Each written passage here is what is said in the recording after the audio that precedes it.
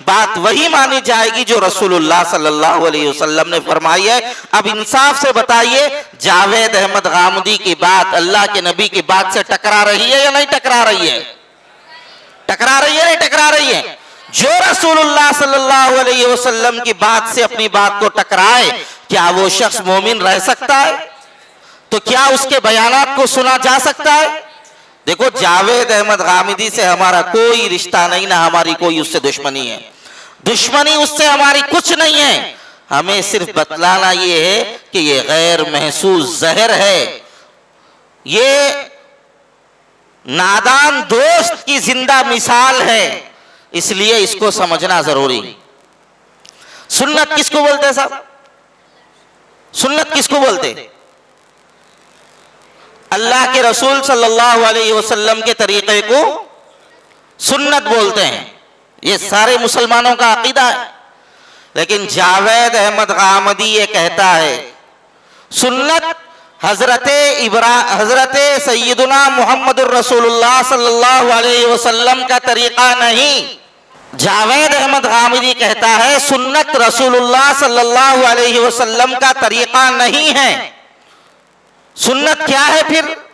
हजरत इब्राहीम अलैहिस्सलातु वस्सलाम क्या तरीका या उनकी वो रिवायात जो उन्होंने दीन के नाम पर लोगों के सामने पेश की हैं, उसका नाम सुन्नत है। हजरत इब्राहीम अलैहिस्सलातु वस्सलाम की वो रिवायात जो उन्होंने दीन बनाकर लोगों के सामने पेश की है, उसका नाम सुन्नत है। सुन्नत हुजूर के तरीके का नाम नहीं है। अब आप इंसाफ से बताओ, क्या ये अकीदा दुरुस्त है? क्या ये बात दुरुस्त है? हमारे पास नजरिया हमारा क्या है? सुन्नत किसका तरीका है?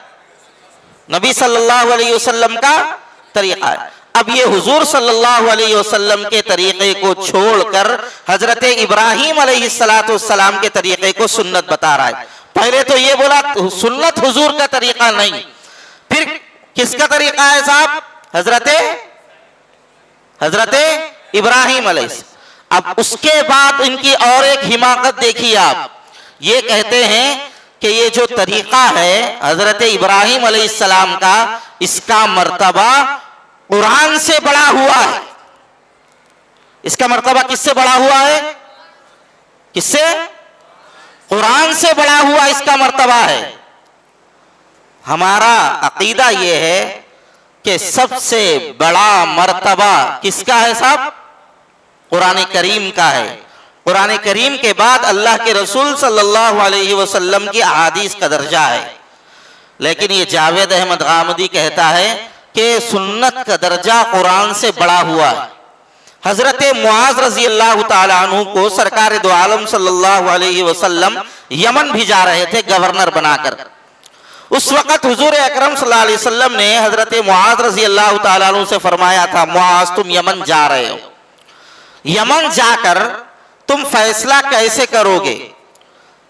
हजरत मुआज रजी अल्लाह ताला अन्हु ने फरमाया, मैं यमन जाकर अल्लाह की किताब के जरिए फैसला करूंगा। हुजूर अकरम सल्लल्लाहु अलैहि वसल्लम ने फरमाया, फ़इल्लम तजिद फी किताबिल्लाह, बस अगर तुम किसी बात को अल्लाह की किताब के अंदर नहीं पाओ तो कैसे फैसला करोगे? फरमाया, मैं अल्लाह के रसूल की हदीस से फैसला करूंगा।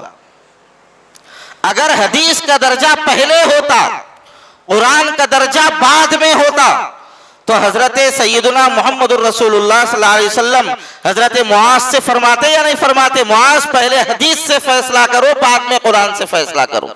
लेकिन हुजूर से क्या फरमाया? पहले फैसला हदीस कुरान से करो, उसके बाद फैसला। तो यहां से पता क्या चलता है साहब? पहला मकाम किसका है? कुरान का। देखो जरा इस फितने को जरा थोड़ा दिलचस्पी से समझो। अक्सर लोगों के जहनों में यही होगा, ये फितना कहाँ है साहब, कौन सुन रहा, किधर सुन रहा, ऐसे ही कई लोगों के जहनों में होगा।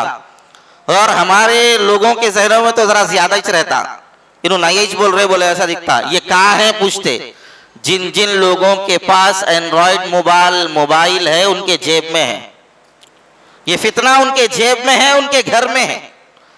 मुझे इत्तला मिली है, गुज़श्ता इतवार को मेरा इसी मौजू पर बयान हुआ था बोराबंडे के अंदर। ऐसे ही तरबियती इज्तिमा था वहां पे। तो खुद मैं भी ये समझ रहा था हमारे पास नहीं है, लेकिन यहाँ पर मौलाना वजीउद्दीन साहब जो मेरे से पहले बयान किए हैं, उन्होंने कहा कि मौलाना गुज़श्ता जो वहां पर आपने बयान किया है, वो बयान करने के बाद वहां पर एक हाफिज कुरान साहिब हैं, उन्होंने कहा कि मुझे अब पता चला है जावेद अहमद गामदी भी फितना है, वरना मैं उसके बयानात को बड़ी दिलचस्पी से सुनता था। उसके बाद जब वो पता किया गया तो मौलाना ने बताया है 20 से ज्यादा नौजवान जावेद अहमद गामिदी के फितने का शिकार है। तो इसलिए ये मत समझो हमारे पास है नहीं है, ये फितना हमारे घरों में भी आने वाला है। इसलिए बहुत गौर से मेरी इन बातों को सुनिए आप। देखिए, घर लुटने के बाद मेरा घर लुट गया लुट गया लुट गया, अंगार लगने के बाद आग लग गई आग लग गई आग लग गई बोल के रोने से फायदा नहीं है। आग लगने से पहले ऐसे इंतजामात कर लेना चाहिए कि हमारा घर जले नहीं। तो ऐसे ही ईमान लुटने के बाद कि अरे भाई ईमान लुट गया जैसा हम बम पुकारा कर रहे इस वक्त, ऐसा करने से कोई फायदा नहीं है। ये इज्तिमा तो बहुत पहले होना चाहिए था। جمال الوجود بذكر الإله